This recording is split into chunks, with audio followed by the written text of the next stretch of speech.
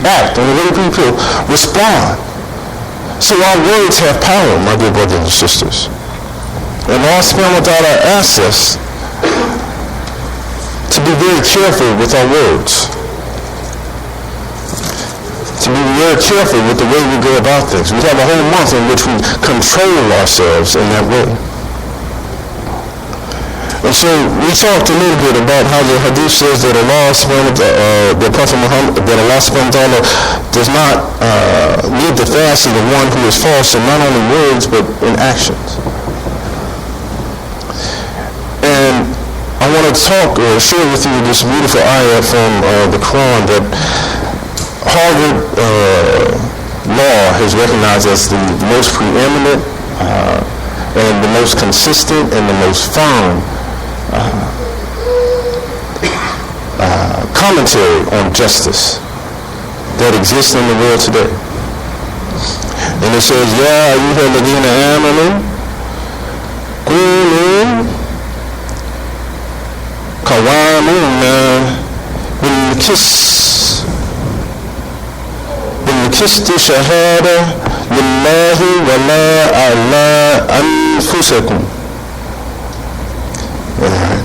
O you who have believed, be persistently standing firm in justice, witnesses for Allah. It goes on to say, even if it be against yourselves or your parents and your relatives, whether one is rich or poor, Allah is worthy of both. So follow not your desires, lest you be just, let you not be just. And if you distort your testimony or refuse to give it, then indeed Allah subhanahu wa ta'ala is ever watching what we do and is well acquainted.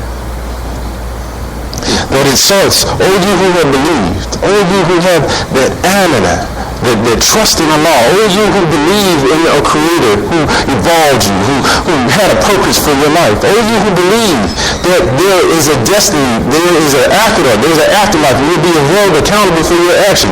All of you who believe that, who trust in Allah, you are called to be persistently standing firm in justice. And when it talks about the persistent, it's qawwamuna. It's the same word as we have for qamati salat, right?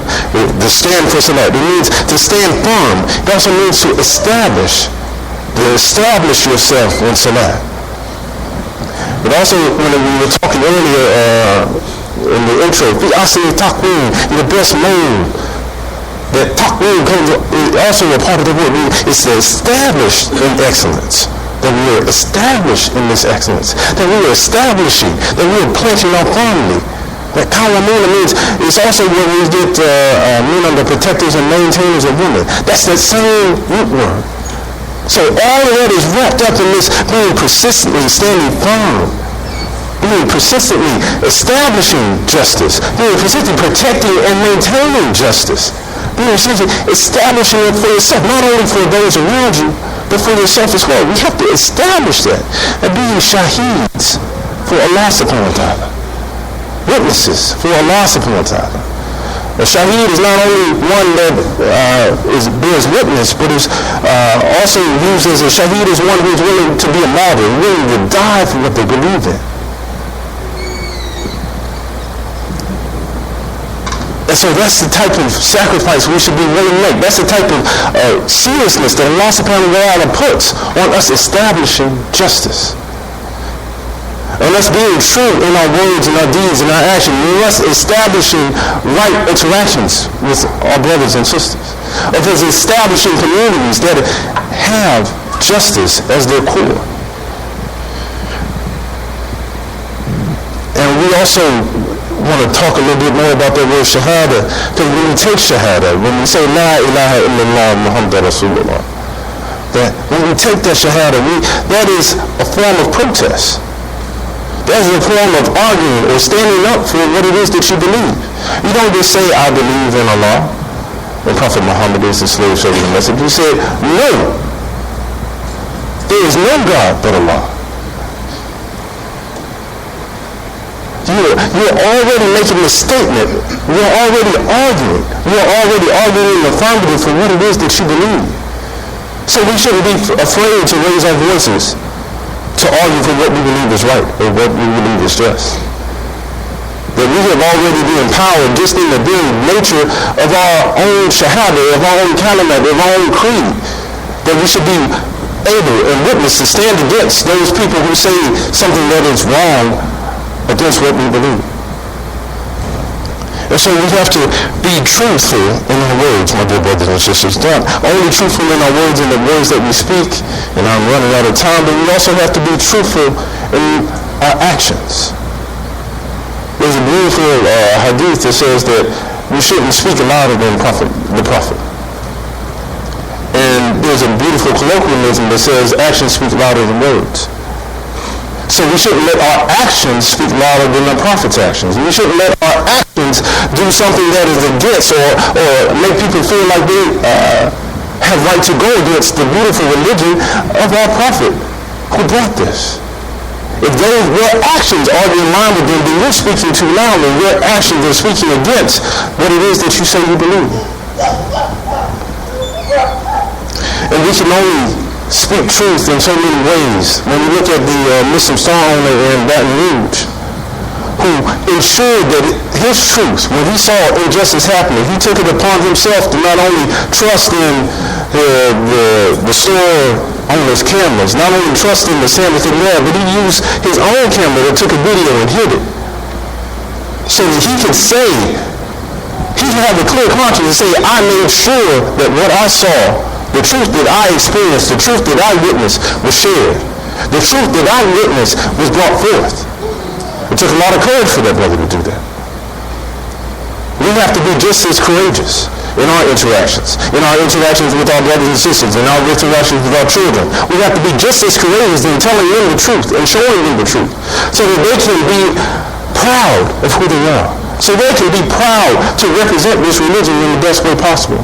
And as we conclude the first half of this jUMMAH khutbah, I just want to say so importantly that Allah subhanahu wa ta'ala puts a lot of focus on the way we communicate with each other in this beautiful Quran.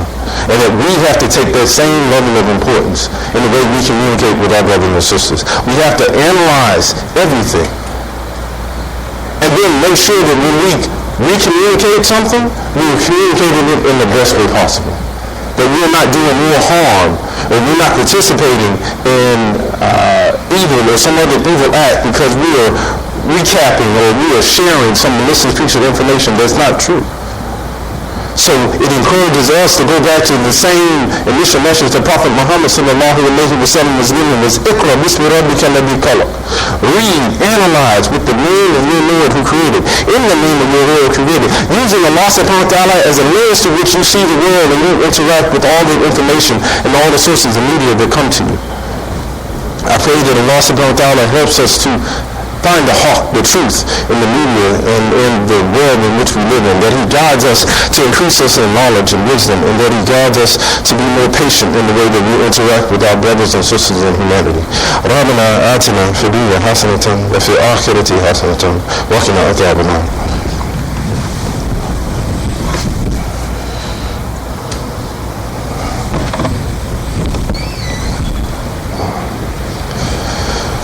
أعوذ بالله من الشيطان الرجيم بسم الله الرحمن الرحيم.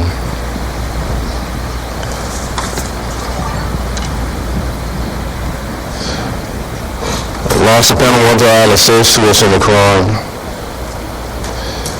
and I'll just say it in English for brevity's sake. So who is more unjust than the one who lies about Allah and denies the truth when it has come to them? Is not in hell a residence for disbelievers? And the word that's used here for truth is not haqq. It's sadaqah. That means charity that we give, but it also means truth, or a trusted friend. It also means that someone who is trustworthy, like Abu Bakr Siddiq. It also talks about that quality of being trustworthy. One dictionary defines it as a person who is trustworthy and sincere and occupies a position above all other believers. He is in a way a possessor of the spiritual capacities of a prophet and to be followed as an example of prophetic knowledge. And they use Abu Bakr Siddiq as an example, as he was the first Khalifa that came after Prophet Muhammad sallallahu alaihi wasallam. That this concept of being truthful in our words and our actions and our deeds is raised to that level.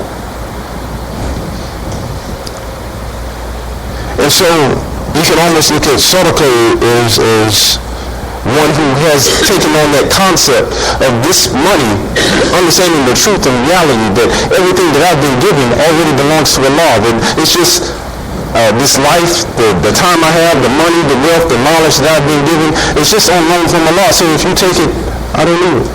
It's Allah. I'm just returning it back to Allah. That's the concept of sadaqah, that when we give it, it's Allah's anyway. I don't have to be worried about it again. I know that Allah subhanahu wa ta'ala will give me the benefit from the money that I've given. It's the forego payment like that. And that this justice is not just a justice that we have as individuals, but this justice is communal in this way. Just like sadaqah is for the community. It's for those outside of the masjid, those to go outside. It has that communal aspect. And so as we conclude, my dear brothers and sisters, that Allah subhanahu wa ta'ala has made us ummatan wasa, a community that is just. And he says in that beautiful ayah that you will be witnesses over the people, and the messenger will be a witness over you.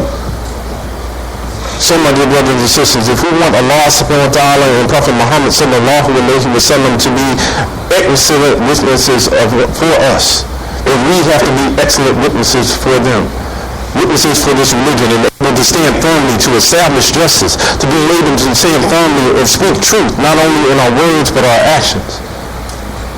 And if we do that, then we have someone who is watching over us who can also attest to the truthfulness of our words, the truthfulness of our deeds, and we all want help on that day of Yom Kippur, the day of when we stand before Allah subhanahu wa ta'ala and are held accountable for all of our deeds and our actions. So let's seek to have more truth, more honesty, more truthfulness, that concept of sadaqah and siddiq in the way that we interact with our brothers. And that doesn't mean to be harsh, that doesn't mean to be cruel, that doesn't mean to be hard with the truth. Because sometimes that can be a disservice in and of itself. There are ways that we can speak the truth without being harsh with the truth. Just as we had the beautiful example in the Quran of Prophet Muhammad sallallahu alaihi wasallam being soft-hearted with the archers, who just disobeyed his direct order to stay on the mountain and guard our backs, because they were so caught up in wanting to get the spoils of war and the spoils of the riches that were on the ground. Allah subhanahu wa ta'ala says it was good that you were soft-hearted with them. And then he says further that take share with them, take counsel with them. So that should be a beautiful way, the way we should interact with our brothers and sisters. When we have to scold them, when we have to correct them, that we should correct them with the truth, with the Quran, but also with the soft heart. It's okay to tighten somebody up. Sometimes we all need tightened up, but you have to tighten them up in the right way. And so we pray that Allah subhanahu wa ta'ala guides us and gives us more wisdom. That Allah subhanahu wa ta'ala increases us in knowledge, helps us to be more truthful. Oh Allah, we cannot manage this life ourselves without you. Please make of our lives what you want it to be, what you prefer it to be. Do not allow us to act on our own, but bless us to act only in obedience and according to your will. Help us to be of those who hear and obey. Forgive us, we are asking your forgiveness. And to you to return. Akim as-salam. Allahu Akbar, Allahu Akbar, Allahu Akbar, Allahu Akbar. أشهد أن لا إله إلا الله، أشهد أن لا إله إلا الله، أشهد أن محمدا رسول الله، أشهد أن محمدا رسول الله. حي على الصلاة، حي على الصلاة، حي على الفلاح، حي على الفلاح. قد قامت الصلاة، قد قامت الصلاة. الله أكبر، الله أكبر. لا إله إلا الله. لا إله إلا الله محمد رسول الله. Step up now, my brothers.